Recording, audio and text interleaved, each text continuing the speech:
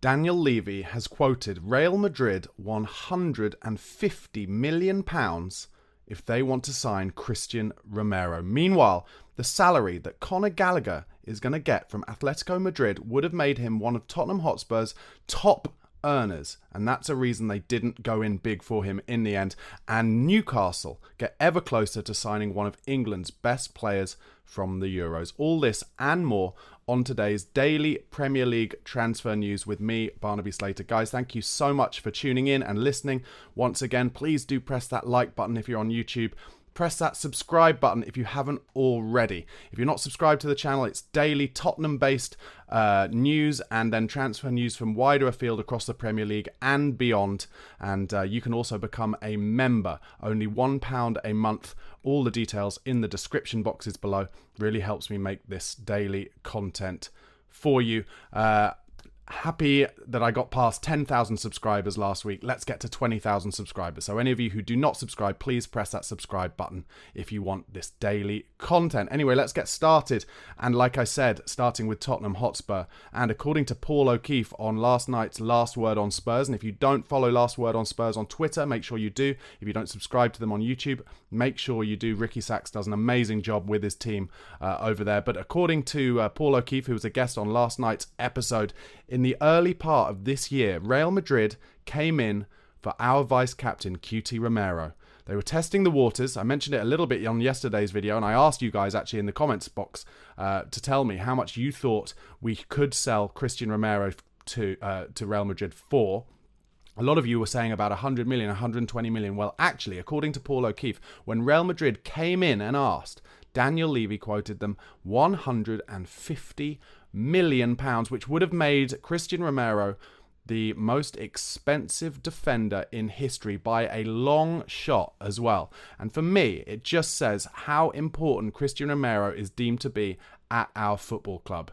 I'm all for Daniel Levy giving them that quote, to be honest. It's just telling them, get out of our face. He is our vice-captain. We want him here for the next couple of years. As I said in yesterday's video, Christian Romero has said himself how appreciated he feels at Spurs, how much he loves being at the club, and how it's his mission to win a trophy at the club, to win a title, he actually said. And I hope he means the Premier League, because I would love him to stay long enough where Ange Postecoglou's project and squad that he wants can be put together so that we can have a real challenge at the Premier League. It might be a bit soon this season, but I think potentially next season, although I reckon Ange Postecoglou will want it even sooner than that. According to Paul O'Keefe, when Levy quoted Real Madrid £150 million, in O'Keefe's words, he said they sort of backed into a corner and went away again.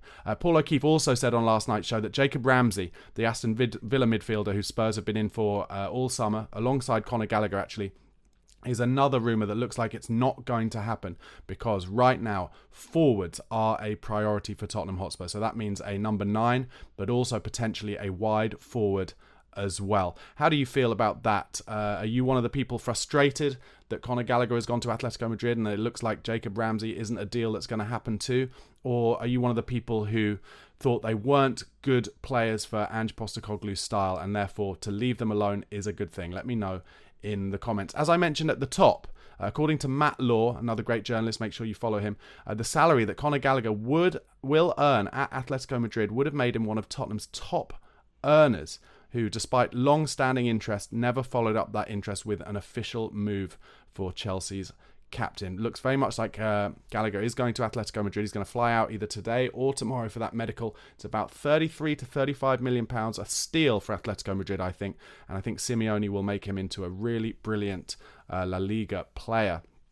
But I can also see why Tottenham wouldn't have been keen to make him one of their top earners, especially after we've just kind of purged the club of a lot of our top earners. Lloris, Harry Kane, for instance, that's kind of £500,000 a week off the books straight away over the last year.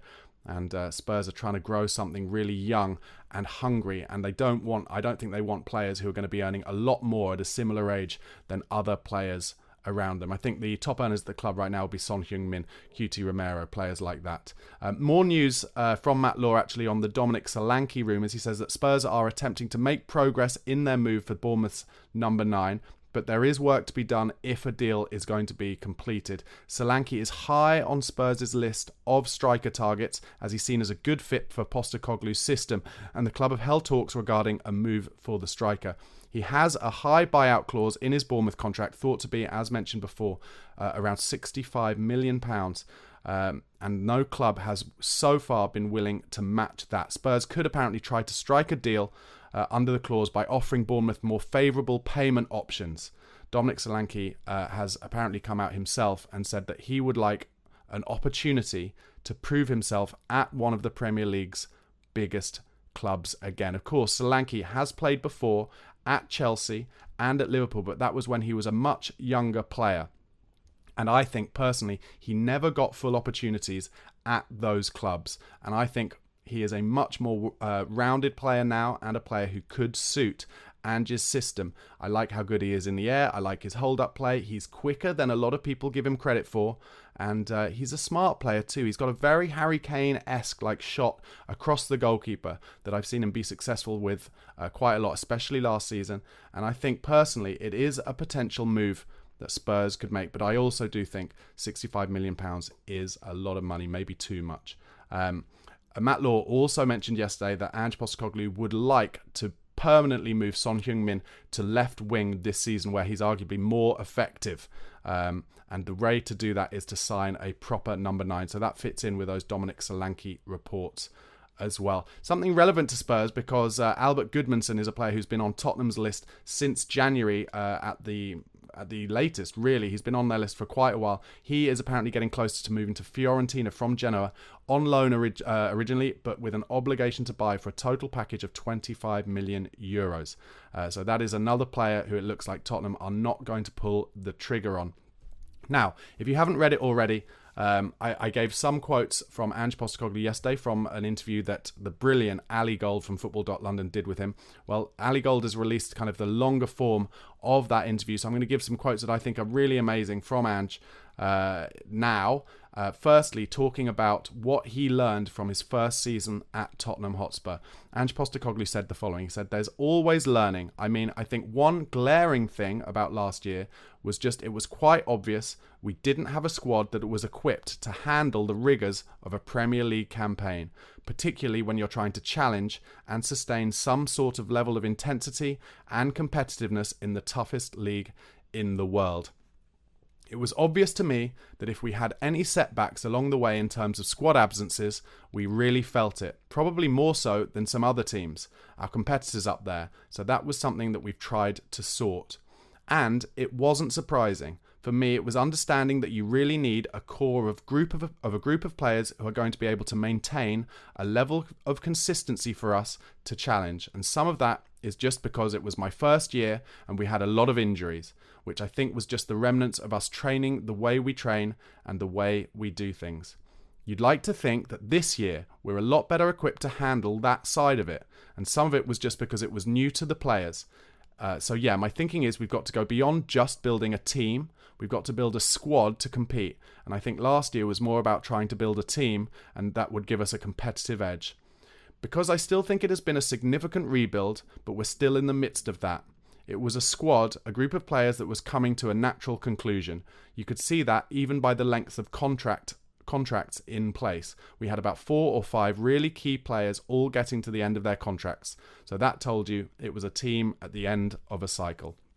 All of that fits in with everything I've been saying, and a lot of people have been saying this summer, that we are in the middle of that very painful rebuild, and Ange notices that, and also talked a lot about that first 10 games, 8 wins, 2 draws, and how important that Chelsea game was, and how difficult it was for us to get those injuries and those suspensions, and how the reality was when we had our first team, our 1 to 11 out, as we did in those first 10 games, we were hard to deal with. We beat Liverpool. We drew away at the Emirates. We had a 10-game unbeaten run.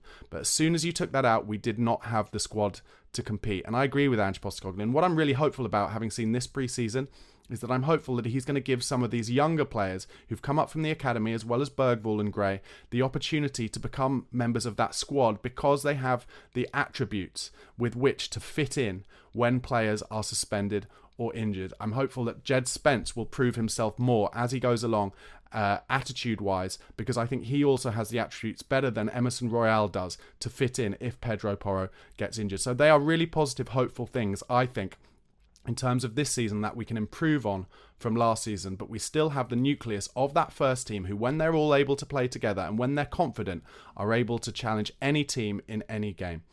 Ange was also asked about Guillermo Vicario's struggles with defending corners and set pieces that kind of came to the fore around the middle of last season and obviously gained a lot of press and a lot of talk amongst the Spurs fan base. Ange said the following about Vicario. He said he wasn't making excuses. He wasn't coming in on a Monday saying, "Oh, I can't believe I'm not getting protected." He was going, "Okay, how do we resolve this?" But as soon as I had a conversation with him before he signed, I knew he was the right bloke for us, because it's just beyond him being an outstanding goalkeeper. He is an outstanding human being. So if you bring a person like that into your dressing room, he's going to give you more than just being a goalkeeper. He's the kind of guy who's going to have an influence over everything we do. That's how you keep learning, by bringing these kinds of people in. I think he needed to have a tough patch at some point. How he responds to that is more important, because there'll be another tough patch and it could be something else. But I really liked the way he handled it, but it didn't surprise me how he handled it in the way he did. I think it's made him a better goalkeeper. When you think about where he came from, it wasn't a big club in Italy. To come to one of the biggest clubs in the toughest league in the world, he had an outstanding first year. I completely agree with that. I think Vicario has been a big upgrade on where club legend Hugo Lloris was at the end of his Tottenham career. Lloris was making big mistakes in biggest games a lot down the years actually, but especially in that last year or two. And Vicario made none of those. What I'd say about Vicario is, he did need to learn, and he will continue to need to learn how to make sure his defenders do protect him from corners, especially when you look at the way that some of the teams are attacking corners now. Thinking particularly of Arsenal, actually, they use that move where Ben White comes from all the way back past the far post, where no one's kind of marking him because they think it's not a danger area, and then at the very last second, as the corner's being taken, he runs in front of the goalkeeper and just gets his body in the way. And that is something that Vicario is struggling to deal with when opposition players just get their body in the way and he's not able to come. He just needs to shove them out the way, be strong. Goalkeepers never have penalties given against them when they just shove the opposition player out the way to come and claim the cross or punch it out. And actually, one thing I really noticed was when Dragoshin was playing for Spurs in the few games that he was making it his mission to protect Vicario, and he was being absolutely aggressive about it. And we need more players. We need Romero to do that. We need Van der Ven to do that. Bentancur, if he's playing. All of our players who are pretty big, above 6 foot, they need to protect Vicario more, because when he comes to claim the ball and he's not being blocked by an opposition player, he's really excellent at it. Next up, in terms of Ange, he was asked about how he felt last season ended, or how it went as a whole. He said, "I don't dismiss last year because it could have gone very differently. I get that we obviously got off to a flying start and then we sort of petered out in the end, and people kind of hang on that. And we finished 5th, which is not exactly exciting. But when you take over a club that's finished 8th with big expectations and you lose a generational player on the eve of the season, and there's some major squad restructuring, team restructuring. I mean, you've just got to think about our transfers. If I'd got even one of them wrong, if I'd got Vicario wrong, Van der Ven wrong, Maddison at the start of the year, the way he was performing, if we didn't get the best out of Pedro Porro and Christian Romero and Yves Bissouma, it could have been a very different year. And I might not even be sitting here if it had gone that way. So I take great pride in that, because I thought it was important for a club like Tottenham to not go into free fall. Where we sit here, now you say, oh, that was unlikely, but not necessarily. It could have gone very, very differently. So I love that we kind of hung tough as a club and as a group of players. Okay, we didn't do anything too flashy or exciting that people will talk about for years to come, but I think we made an impact with our football. And more importantly, I think, for want of a better term, I think we steadied the ship of a big club, and that gives us a chance there, and hopefully relaunch to get back trying to strive for some success. I completely agree, actually, and it's not talked about enough from the fan base, because the fan base are just like, we should be top 4. Aston Villa got top 4. Look, that's understandable, but they were further down the line in the project, further down the line under Emery. They'd got their squad together. Ange is right. We finished 8th before. Harry Kane had gone, guaranteed 20, 25 goals a season. And we could easily have slipped into mid-table, but instead he changed the entire ethos of the club. He got us playing positively again. Sure, defensively, especially under transitions, we struggled big time. And it did kind of peter out in that 4-game spell where we lost them all right at the end of the season against the bigger teams. But I agree with him when he talks about those players he's bought. He's clearly very good with his eye on which players are going to work for him. And that excites me in terms of us being patient for the players who are going to be right for him again this summer in terms of transfers coming in before that window. We've got about a month before the end of the window, and I'm very confident that Ange will get those players in, and I think we can have a brilliant season this term. Ange was asked about how people think he's wise. He said the following: "I don't think I'm that wise. Some of it is just that I'm 58 years old, so you live life. I've been pretty fortunate because I've travelled the world through football, and I've used that not just as an experience, but a vehicle to learn about life and understand that people are different, cultures are different, and what we can learn from all of those, and the fact that all around the world, human beings are human beings. They make mistakes, and they do things wrong sometimes, and I think sometimes with football, we can get a little bit too focused on outcomes, and not processes is a pretty boring word, but for me, that's the foundation of how you build things. Once you've built something, everyone can see whether it's beautiful or it's ugly or whatever anybody's opinion is. But I love that you can build things in football. And I think a lot of that is reflective of life. Certainly my life." Listen, I love these quotes from Ange Postecoglou because he's talking about his philosophy here.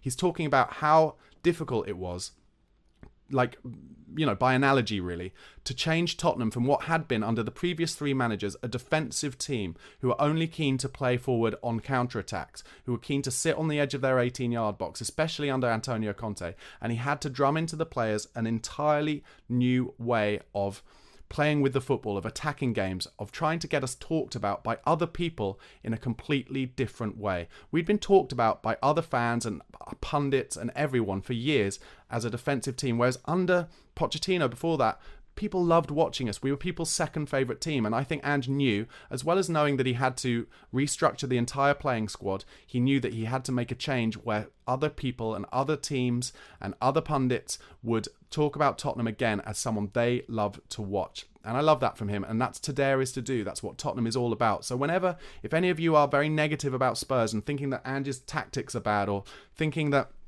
you know, we haven't made enough signings or whatever, remember how far we've had to come in only one season. And also try and remember that when Mauricio Pochettino joined the club, his first season, he didn't pull up many trees either, but he was getting to know the squad and he was changing things in terms of mentality, in terms of the ethos, and Postecoglou is doing the same thing.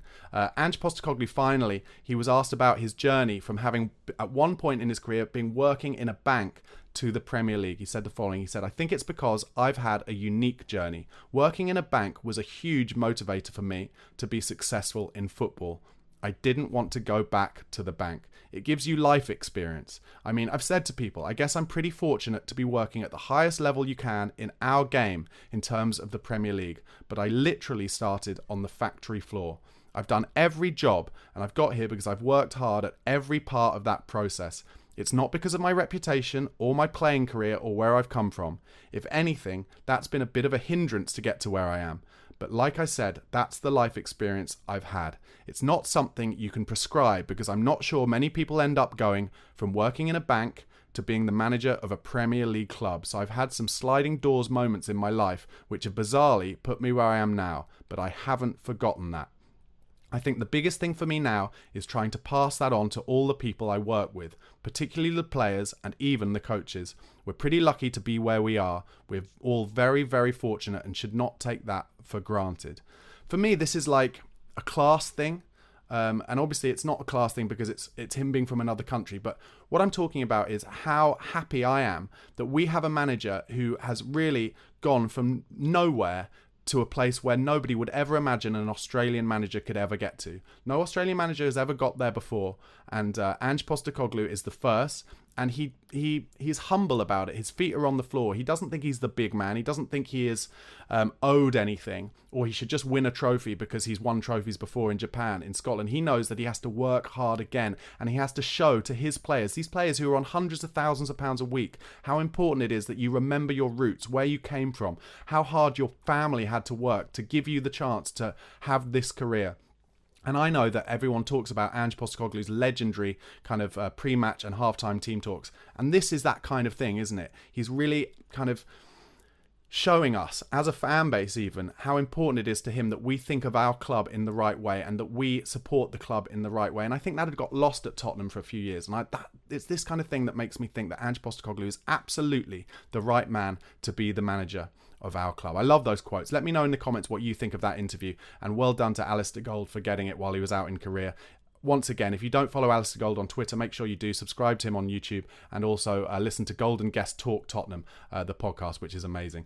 Tottenham legend Ozzy Ardiles, Argentinian World Cup winner, came to Spurs, I think, after the 78 World Cup with Ricky Villa. If you're a bit young to remember him, he's now a club ambassador, but he was a club legend, brilliant midfielder, and also became a club manager, the manager of the club, and he was the manager of the club when Spurs signed Jurgen Klinsmann. He's very close, especially to the Argentinian players who have come through the club, and he's given some quotes about Christian Romero, which I think are worth talking about. He said the following: he could very easily go and play in midfield, a kind of defensive midfielder, because he's very good with the ball, and that makes him special, because central defenders are normally strong, but he's very good with the ball, the passing, and his passing ability is very good. Well, that scans with something I was saying yesterday, doesn't it? And some of you in the comments have been saying this as well, actually. Could we try Romero at central midfield in that kind of 6 role to protect then Dragushin and Mickey van der Ven? I wonder if it's something that's been in Postecoglou's thoughts at all. Obviously, the big negative to it is that he is an unbelievable elite defender. I said it yesterday, one of the top 3 defenders in the world for me. Some people said in the comments that I'm, what am I smoking? But, no one has been able to tell me who is far and away better than Romero. Ardiles was also asked what he thought of our captain, Heung-min Son. He said, Sonny, he arrived 10 years ago or something like that, and he arrived as a very young player. Very, very talented with a big future, but you don't know, because when you are that young, you don't know if the players are going to go this way or that, or it's slow or maybe not good. And it has been an absolute pleasure to see him develop into what he is right now. He's the captain of South Korea. He's the captain of Tottenham. It gives you an idea of his leadership, of how much he has grown as a person.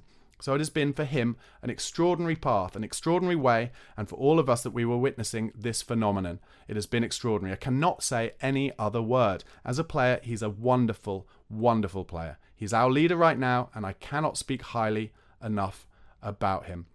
He also was asked about Son Heung-min's reaction when they were out in Korea together, and he said that with the reception at the airport, the only one I can compare it to, it was Maradona. When he arrived anywhere, it was the same thing. Not only Argentina, it was kind of anywhere. Yeah, at the top of his fame, wherever he was. To be honest, that's the only comparison I can make. Those quotes also come from Ali Gold, another interview he did out in Korea. Ali Gold doing amazing stuff. Guys, before I go on to talk about some more wide-ranging Premier League transfer news, once again, if you haven't already, please do press that like button, press that subscribe button. I'm on the hunt to get to 20,000 subscribers. Help me get there. And if you're not a subscriber, you'll be getting daily Tottenham Hotspur content, transfer news, and wide-ranging news, but also Premier League transfer news as well, especially during this summer. So do press that like button, press subscribe, and you can become a member for only £1 a month. All the details in the description box below. Let's start at Manchester United. Bayern Munich have reached an agreement in principle with Bayer Leverkusen to sign their centre-back Jonathan Tah. That is relevant to Manchester United because that deal will only be finalised. This is according to Plettigol. Follow at Plettigol on Twitter if you don't already. That deal can only be finalised once the Matthias de Ligt to Manchester United deal is agreed. That is one that is running over and over and over. Meanwhile, I'm sure you've heard that Manchester City have agreed to sell Julian Alvarez to Atletico Madrid, who are spending big this summer for £81 million in total. That's according to David Ornstein and Sky Sports News, and is being reported everywhere. Lots of people in the comments saying Spurs should have been in for Atletico Madrid. But as I've said when replying to all of you in the comments, I just cannot see Tottenham going to £81 million total for a player right now, especially with when we're not in the Champions League. Atletico Madrid came 4th in La Liga last season, and they are pushing the boat out this summer. With they made a couple of signings, and now, even before, and now they've just signed, obviously, Conor Gallagher, and it looks like Julian Alvarez. Over to Liverpool, they've been dealt a blow in their pursuit of Juventus defender Gleison Bremer after the 27-year-old agreed a new contract at the club. That's according to Fabrizio Romano. Liverpool, really the only club who've not made a single signing this summer. So Spurs fans, if you're worried about Tottenham's transfer progress, have a thought for the Liverpool fans who've had a good pre-season on the pitch under their new manager Arne Slot. But who knows how quickly that could go badly. Like, the fans could get on their back if Slot doesn't have a good start to the Premier League season. They haven't bought any players. That could be some early pressure. Over to Stamford Bridge, Samu Omorodian, don't know how to pronounce it. How do I pronounce that? Let me know in the comments. He's one step away from Chelsea, from going to Chelsea from Atletico Madrid. If that Alvarez move goes through, then Samu Omorodian will go to Chelsea. Personal terms have been agreed on a contract, 7-year contract, 2031. No wonder Conor Gallagher was livid at Chelsea because they were only offering him a 2-year contract plus 1 when they're just offering 7 and 8-year contracts to everybody else. As I mentioned yesterday, Newcastle now getting even closer to signing Mark Gay for £60 million from Crystal Palace. That'll be a huge move to them, for them. West Ham's hopes of signing Aaron Wan-Bissaka from Old Trafford and Manchester United have been dealt a blow because the 26-year-old former Crystal Palace right-back is pushing for a multi-million-pound payoff from Man United. And Sir Jim Ratcliffe and Ineos and Dave Brailsford are not keen to overpay for anything right now. So it looks like Wan-Bissaka is going to sit on it rather than join West Ham on the cheap. And Brighton are in talks to sign Matt O'Reilly from Celtic, according to Sky Sports News. He got 18 goals and 13 assists in the Scottish League from midfield last season, and he has also been on Tottenham's list. But it looks like Brighton, once again, going to nip in for a really talented young player. Guys, thank you so much for watching and listening. Once again, press that like button. Press subscribe for me. Let's get me up to 20,000 subscribers as quickly as possible. Loving this journey we're going on, guys. Really great community. Love talking to you guys in the comments. And become a member. Only £1 a month. All the details in the description box below. Have a great rest of your Tuesday. Cheers.